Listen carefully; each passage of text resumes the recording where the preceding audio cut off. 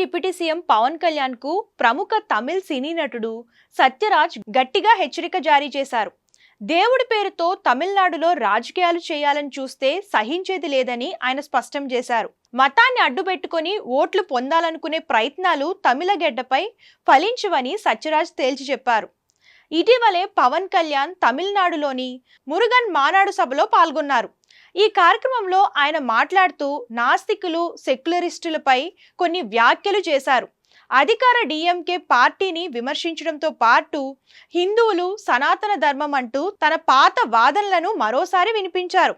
నాస్తికులకు ఏ దేవుణ్ణి నమ్మాల్సిన అవసరం లేదు, కానీ మన దేశంలో సమస్య ఏంటంటే నాస్తికులు హిందువులను ఎంచుకొని లక్ష్యంగా చేసుకుంటున్నారు అంటూ పవన్ వ్యాఖ్యానించారు. పవన్ చేసిన ఈ వ్యాఖ్యలు తమిళనాట చర్చనీయాంశంగా మారాయి.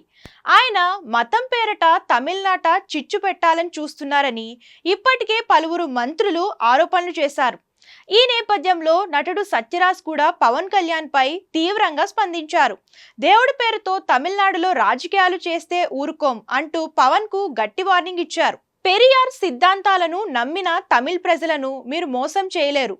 మురుగన్ సభతో మిమ్మల్ని మోసం చేశామని అనుకుంటే అది మీ తెలివి తక్కువతనమే అవుతుంది. తమిళ ప్రజలు చాలా తెలివైన వారు. తమిళనాట మీ ఆటలు సాగవు అని సత్యరాజ్ విమర్శించారు.